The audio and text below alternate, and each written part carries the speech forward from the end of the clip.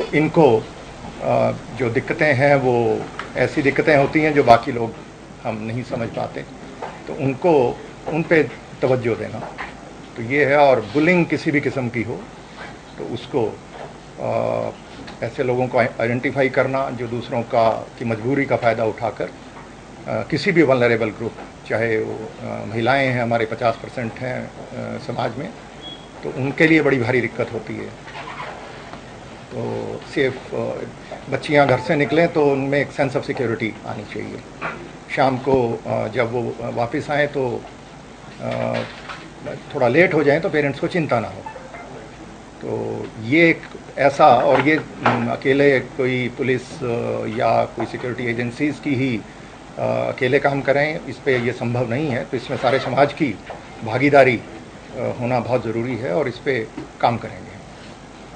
तो बाकी सब जो हमारी इंटरनल वर्किंग है, पुलिस विभाग में एक साफ़ सुथरा एडमिनिस्ट्रेशन देना और उसमें अच्छे लोगों को, जो बहुत अच्छे लोग हैं, उनको एक कॉन्फिडेंस मिलना चाहिए कि उनके अच्छे काम की तारीफ़ भी होगी, उसको एक्नॉलेज भी किया जाएगा और उसको उस पर उनको तवज्जो भी मिलेगी।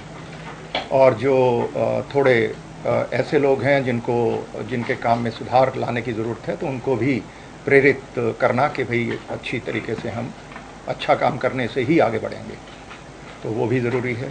और इसी तरीके से हमारा जो बहुत सारे जो कानूनी कोर्ट्स के साथ अच्छी कोऑर्डिनेशन, हमारे जो कन्विक्शन रेट को बेहतर करना, इन्वेस्टिगेशंस को बेहतर करना, जो एक हार्डकोर पुलिसिंग की चीज़ें हैं, उसमें मैं बहुत अभी आप सबका समय नहीं लूँगा, पर वो सब प्रायोरिटी रहेंगी। और जो कैपेसिटी बिल्डिंग एक बहुत बड़ा एरिया है जो अक्सर इग्नोर हो जाता है।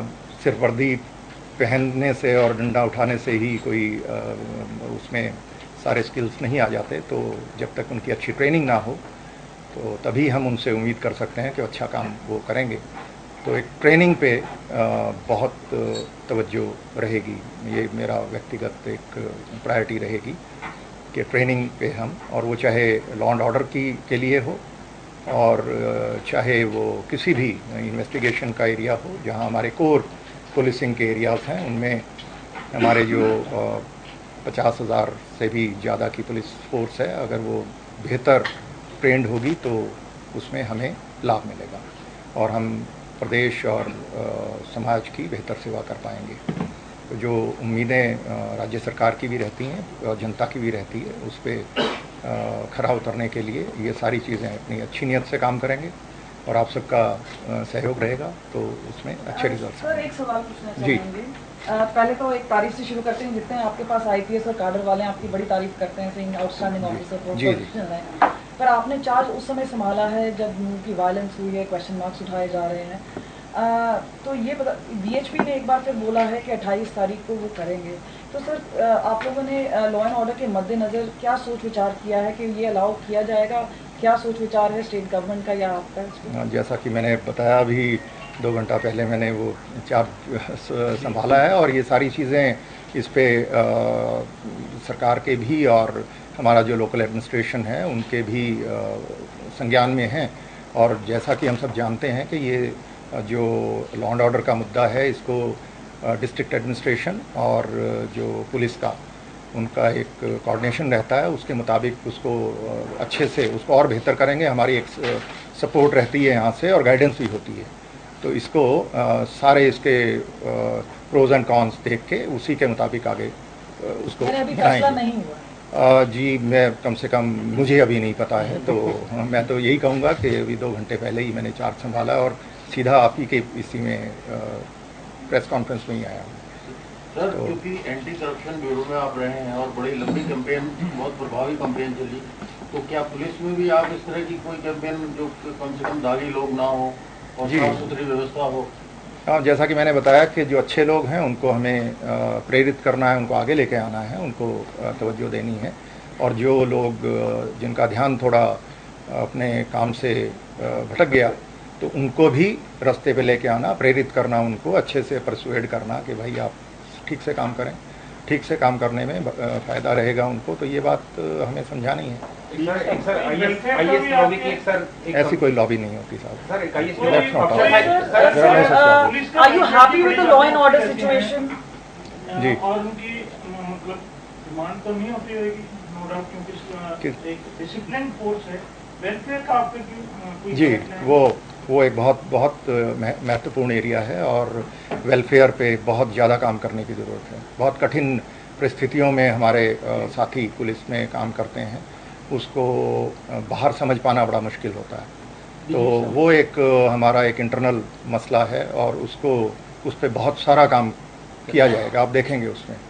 जी सर, जब आपने पदभार संभाला है तो क्योंकि आप फील्ड में भी बहुत सारे एसपी, आईजी, डीआईजी ऐसे सब पदों में रह चुके हैं, बहुत बारीकी से पुलिसिंग देख चुके हैं।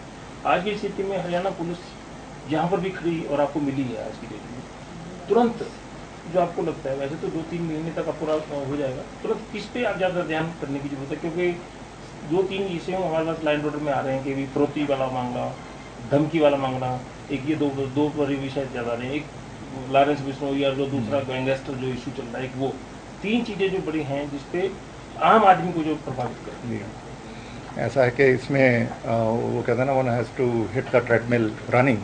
तो वो कोई एक एरिया नहीं है जिस पे हम कहें कि पहले इस पे काम करेंगे और फिर उस पे, और ऐसा कोई प्रायोरिटाइज इसको नहीं कर सकते। सभी चीज़ों पे एक साथ ही काम करना होगा और उसमें सेंसिटाइजेशन और ट्रेनिंग और वो सब उसकी उतने समय की गुंजाइश नहीं रहती है। तो ये सारी चीज़ें एक साथ ही होंगी, और क्योंकि जो इंसिडेंट्स हैं वो वेट नहीं करते किसी इंडिविजुअल ऑफिसर का या किसी पुलिस की तैयारी का, तो वो तो हमें हमेशा ही तैयार रहना है और उस पर सब पे काम करेंगे। सर, ये जो जैसे कम्युनल फ्लेयर अप हुआ था, यू थिंक कोई रिस्पांस बेटर हो सकता है? जी, चुनौतियां तो हमेशा से ही रही हैं, और पुलिस चाहे वो हरियाणा में हो या कहीं भी हो, तो इसमें पुलिस के आगे सबसे बड़ी बात यही होती है कि जो ग्रीवेंस रिड्रेसल है वो हमारा और बेहतर करने की गुंजाइश है।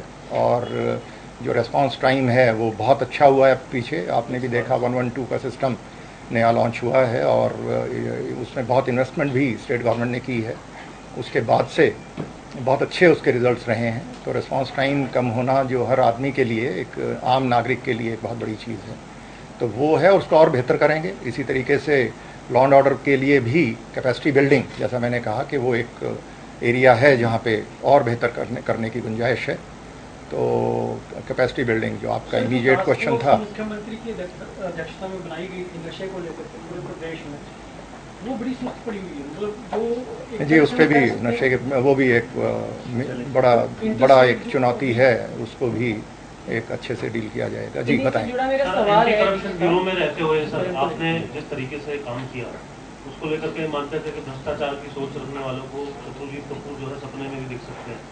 ऐसा आप गैंगस्टर कल्चर जो यहाँ पर चल रहा है, गन कल्चर जो चल रहा है, उसको लेकर के कोई क्लियर मैसेज आज एज ऑफ ये कहें कि जैसे आपने चार्ज संभाला, तो मैसेज आज देना चाहेंगे कि ऐसे लोगों को कि वो इस बात से सतर्क हो जाए? हाँ जी, वो तो जो भी क्रिमिनल एलिमेंट्स हैं उनके लिए तो समाज में हमारी नज़रों में कोई जगह नहीं है ऐसे लोगों की, और इन पे प्रहार किया जाएगा बड़ा भारी।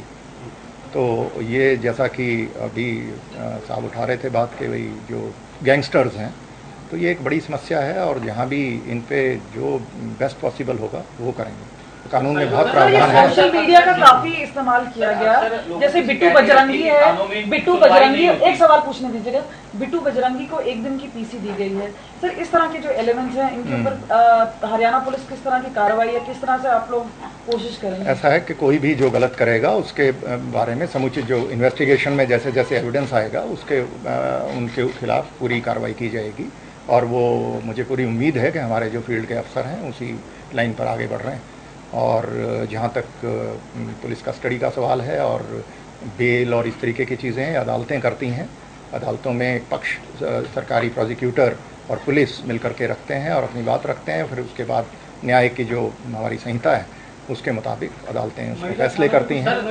महिला कानून अक्सर देखा जाता है कि जो थाने में जाते हैं लोग, उनकी सुनवाई नहीं होती, उसके बाद फिर वो जनता दरबार में गृह मंत्री के पास यहाँ आते हैं अम्बाला में, तो इस तरह की नौबत ना आए, तो इसको लेकर भी कोई जैसा मैंने आपको बताया कि ये प्राथमिकता रहेगी कि लोगों की जो ग्रीवेंसेज हैं किसी भी किस्म की हों उनको प्रायोरिटी से हम हल करें। शिकायतें पुलिस से संबंधित होती है सर जी, ज्यादातर जो गृह मंत्री के पास शिकायतें जाती है वो पुलिस से संबंधित होती है। जी हाँ, बिल्कुल सही बात। उसको मिनिमाइज करने का प्रयास रहेगा कि वहाँ तक जाने की आवश्यकता नहीं होनी चाहिए। तो अगर ग्रीवेंस रिड्रेसल हमारे पुलिस स्टेशन और जिला लेवल पे बेहतर होगी तो इस तरीके की शिकायतें बड़े हैं काफी और साइबर क्राइम भी काफी बढ़ा है, पिछले लोगों को पता भी चलता कि इस तरह से उनके साथ ठगी होती है। इस मामले में सर थोड़ा जी, ये एक बड़ा पीछे एक अच्छी मुहिम चलाई हरियाणा पुलिस ने, आपको उस बारे में पता ही है कि वो जो कुछ इलाके थे वहाँ पे बड़ी मुहिम चला करके उन्होंने काफ़ी सारे ऐसे अपराधियों को पकड़ा और उससे काफ़ी कमी भी आई। तो ये एक ऑर्गेनाइज तरीके से इसी मुहिम को आगे बढ़ाने की आवश्यकता है। तो और भी जो ऐसे उस इलाके हैं उनको भी आइडेंटिफाई किया जाएगा और उस पर हम इसमें टेलीकॉम रेगुलेटरी अथॉरिटी ट्राई और जो हमारे बैंक्स हैं, बैंक्स के साथ बहुत कोऑर्डिनेशन की ज़रूरत है। बैंक्स का बहुत बड़ा रोल है। राजस्थान के साथ लगता है, नशे का कारोबार बहुत ज्यादा है, चाहे फतेहाबाद सिरसा हो या दूसरा जो पंजाब के साथ पहले उड़ता पंजाब होता था, अब वो पंजाब में तो सीएम ने वो सारी बहुत अच्छा काम किया था। अब हिसार में फिर भी ठीक हो रहा है, उस साइड अभी इसमें आपने देखा होगा कि स्टेट गवर्नमेंट ने जो SN हमारी Haryana state narcotic control bureau की स्थापना की है उसको और मजबूत करेंगे, वहाँ मैन पावर और उसको नहीं करेंगे, बेहतर करेंगे। सर, पिछले महीने एक घटना हुई नूह के अंदर, हिंसा हुई, अभी 28 तारीख को दोबारा ब्रजमंडल यात्रा को लेकर के मंजूरी मिल गई। आप क्या मैसेज देंगे, क्योंकि सोशल मीडिया का बड़ा रोल रहा, ये बातें अभी फाइंडिंग्स में आई हैं और वहाँ भी जो 2 वर्ग है उन लोगों को, क्योंकि अब ये स्थिति आपके सामने कह सकते हैं पहली चुनौती के तौर पर होगी इस समय, तो इसको लेकर के आज क्या मैसेज आप? मेवात का जो एरिया है, मैं बहुत लंबी नौकरी मैंने की है, जो एज SP भी गुड़गांव का हिस्सा होता था, तो बहुत शुरुआत में लंबे टाइम तक रहा, कोई ऐसा गांव नहीं जहां मैं ना गया हूं। और IG भी रहा वहाँ पे, IG साउथ रेंज, और उसमें भी उस दौरान भी वो पब्लिक मेमोरी शॉर्ट होती है तो वहाँ भी कुछ दंगे हुए थे 2014 में और फिर हथीन में।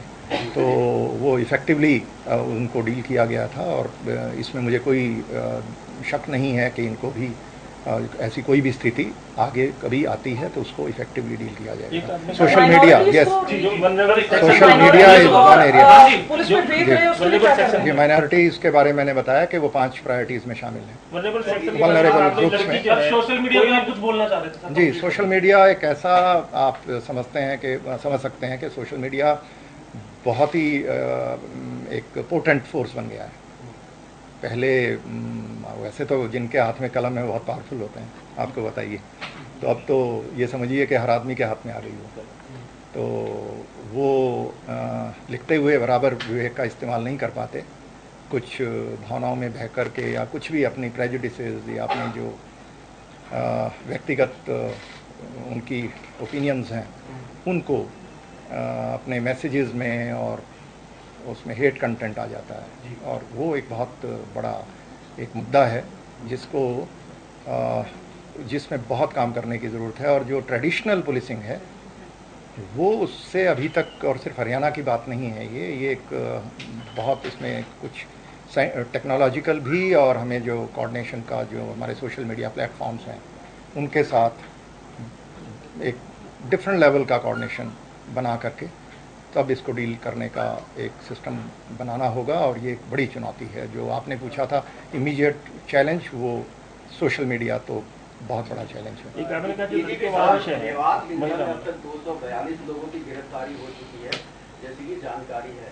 लेकिन जो सबसे बड़ी बात है कि पुलिस ने शुरू से ये कहा कि वहाँ एक साजिश हुई है, लेकिन उस साजिश का मास्टरमाइंड क्या है अभी तक पुलिस को ये सारी चीज़ें इन्वेस्टिगेशन में आएंगी। और जैसा मैंने शुरू में ही आपको बताया था कि ये पहली इंट्रोडक्टरी मीटिंग है और आप सबकी नॉलेज मुझसे ज़्यादा है आज की तारीख में। मुझसे आप पूछोगे कि कितने ट्रैप हुए तो मैं अभी बता दूंगा। ये सर एक आपने कहा वल्नरेबल सेक्शन जो है, वुमेन है, लड़कियां हैं, ये सुरक्षित हों, घर जाएं, ऐसा सेंस प्रिवेल हो। यस, ये एक बड़ी प्रायोरिटी है, बहुत बड़ी प्रायोरिटी है। तुरंत जो है वो कैसे क्या होगा जी, वो आप अभी आप मुझे थोड़ा उस पर काम करने दें। कुछ चीज़ें हम अगली प्रेस कॉन्फ्रेंस के लिए रख लेते हैं। सर एंटी करप्शन ब्यूरो में आप लंबे समय से काम कर रहे हैं, एंटी करप्शन ब्यूरो में अभी तक मोटा फिगर हो सकती कितनी कार्रवाई आपने?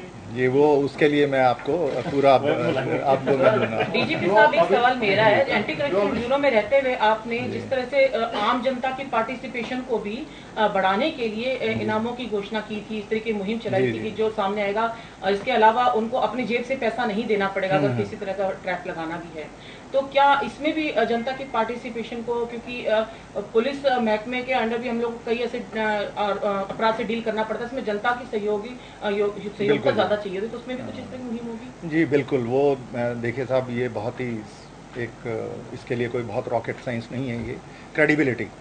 तो वो हमारा जो अफसर है, चाहे वो कांस्टेबल हो, पुलिस ऑफिसर या वो डीजीपी हो, पर्सनल क्रेडिबिलिटी बहुत इम्पॉर्टेंट है। तो वो जब अच्छी होती है तो लोग उसमें आगे आते हैं, उनका एक फेथ होना चाहिए, ट्रस्ट होना चाहिए। तो वो उसके लिए कुछ स्पेशल कुछ भी करने की ज़रूरत नहीं पड़ती। तो वो जब बन जाता है तो फिर वो इन्फॉर्मेशन भी आती है और लोग चल के आते हैं।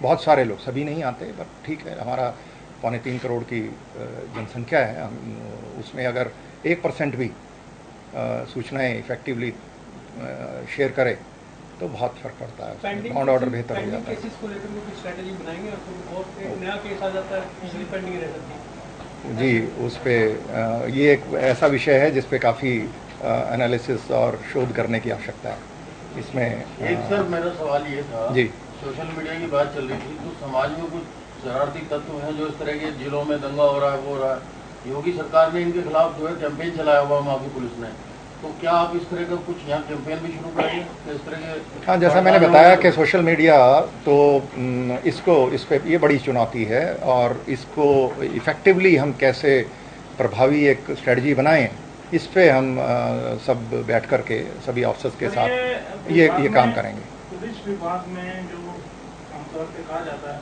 यहाँ जो करप्शन है, क्योंकि आप एंटी करप्शन ब्यूरो से आए हैं, तभी सवाल बनता है, तो यहाँ के करप्शन को नापने के लिए या उस पर अंकुश लगाने के लिए क्या मतलब रहेगा आपका प्रयास? कुछ इनपुट्स तो पहले से ही आपके पास? जी, वो डीजीपी को आपने सुना, पहली प्रेस वार्ता इनकी, प्राथमिकताएं क्या रहेंगी और चुनौतियां क्या होंगी, इसको लेकर मीडिया से विस्तार से बातचीत कर रहे हैं शत्रुजीत कपूर। 24 घंटे 48 घंटे या जो भी अफसर एक सारे समझते हैं कि ये ठीक है, तो उतना एक बार तय हो गया तो उसमें उसका फैसला कर दें। जब वो लंबा खींचते हैं, इनके सवाल को मैं आगे बढ़ाता हूँ। ईमानदार पुलिसिंग के लिए एंटी करप्शन ब्यूरो में रहते हुए बहुत सारे बेईमान या जो मतलब किसी तरीके से भी किसी कानून की परिधि में आया, आपने अपनी तरफ से उसके ऊपर कार्रवाई करी। जब पुलिस के अंदर आप पूरा मतलब हेड ऑफ पुलिस फोर्स हो रहे हैं, तो ईमानदार पुलिसिंग के लिए जिसके अंदर जो करप्शन आ गई भी है, बता रहे हैं, उसके लिए क्या मैसेज? जी, वो जैसा कि मैंने आपको बताया कि हमें जो बढ़िया लोग हैं, अच्छे लोग हैं, और जो थोड़े कमज़ोर हैं, उनमें फ़र्क करना होगा, और ये बात उनको स्पष्ट होनी चाहिए। इसको लेकर के अपना जी, टीम जो है, टीम चेंजेस होने हैं, वो ऐसा टीम हमारी जो है वो जो जैसा उनका काम रहेगा, अभी जो चल रही है बिल्कुल चलेगी, और उसको जो जैसा काम रहेगा उस हिसाब से उसमें बदलाव किया जाएगा। एक जैसे गैंगस्टर्स जो होते हैं, सिर्फ आदमी बदलने से वो जगह बदलने से आदमी नहीं बदलता। जैसे 2006 में माहौल बदलना है। एक अभियान चला था कि अपराधी या तो प्रदेश छोड़ जाएं, जी, नहीं तो अपराध छोड़ जाएं। जी, तो ऐसा कोई डायरेक्ट मैसेज है? हाँ जी, बिल्कुल, आपने जो कहा बिल्कुल सही है कि डीजीपी हरियाणा का स्पेशल जो मैसेज है, विशेष संदेश है ऐसे अपराधियों को, या तो अपराध छोड़ जाएं या प्रदेश छोड़ जाएं। हाँ, बिल्कुल, जो आप दुरुस्त फरमा रहे हैं कि भाई आदमी या तो क्राइम छोड़े या जगह छोड़ दे, तो इस पे सख्ती की जाएगी, और you will see the results. बहुत जी, आपको भी ऐसा कोई इनपुट मिला कि जैसे उत्तर प्रदेश में तमाम अपराधी कोर्ट के इधर सीमावर्ती इलाके में आ गए और यही कारण है कि चाहे आप करनाल लिए पानीपत से पहुंच सकते वहाँ पे अपराधों की संख्या बढ़ी, ऐसे लोगों को आइडेंटिफाई करने के लिए कुछ है माइंड में आपकी क्या कोई योजना रणनीति बना रहे हैं? जिलावार और ये सारी चीज़ें हम in due course will work it out, और क्योंकि उसमें डिस्ट्रिक्ट एसपीज़ हैं, रेंज आईजीज़ हैं और सारे अफसर हैं जो काफ़ी लंबे समय से फील्ड में हैं, तो हर जिले की अपनी रिक्वायरमेंट्स हैं, तो उसमें जो भी आवश्यकता होगी वो कार्रवाई की जाएगी। पर आज का जो हमारी मिलन है वो एक ब्रॉड लार्जर इशू है। जब कोई घटना हो जाती है सामान्य तौर पर, क्योंकि आप प्रदेश के पुलिस के प्रमुख हैं तो सभी की फोन आप अटेंड नहीं कर पाएंगे, सामान्यतः होता है। जी। किसी एक अफसर को डेजिग्नेट कर दिया जाए कि जैसे पहले करते भी रहे, पहले डीजी कुछ करते रहे हैं, पिछले 2-2.5 साल से ऐसा नहीं हुआ। पीआरओ नहीं, एडीजी पीआरओ है, एडीजी लेवल का कोई हमारा या आईजी लेवल का कोई ऐसा अफसर हमारे नए पीआरओ साहब ने ज्वाइन किया है, विनय जी हैं, तो जहाँ तक आईजी लेवल का कोई अफसर आप यूज करेंगे जी जो हमें उसकी पूरी इन्फॉर्मेशन इस बारे में एक बार इस ये पे हमारा हम चर्चा करके और इसको आगे बढ़ाते हैं। कोई हम भागते रहते हैं जी। बाइक के लिए, उसके लिए हमें बाइक वगैरह की भी और एक स्पेसिफिक फिर अलग अलग शक्ति। हाँ, वो मैं समझ रहा हूँ। असल में वहाँ पे थोड़ी समस्या एक और भी आ जाती है कि जब काम बढ़ते हैं, काम बढ़ता है तो वो अपना काम इतना ज़्यादा होता है कि वो फिर ये संभव नहीं है। वो फिर जो डेजिग्नेट होता है तो उसको कहीं से पता करना पड़ेगा, और वो जिन लोगों को फ़ोन करता है वो लोग उतने ही बिजी होते हैं। थोड़ा सा सीनियर तो इसमें मुझे लगा थोड़ा सीनियर अफसर लगा देंगे तो शायद सर मैं एक बात बताना चाहूंगी, ये आज लगे ये तो ममता उसको सिंह थे information तो वो जब भी मीडिया को करो एक फिक्स टाइम था 4 बजे, जिस दिन भी उन्होंने करना होता था कि आधे घंटे का वो 4 बजे टाइम देंगे, जिसने भी ठीक करना है। आके कर ले। तो ये एक रिक्वेस्ट है, उस पर आप देख लीजिए, विल वर्क इट कर आउट, सकते हैं। विल वर्क इट आउट, ताकि ये नहीं तो हम तो चाहेंगे आपकी वैसे आपसे मुलाकात भी रिक्वायरमेंट है और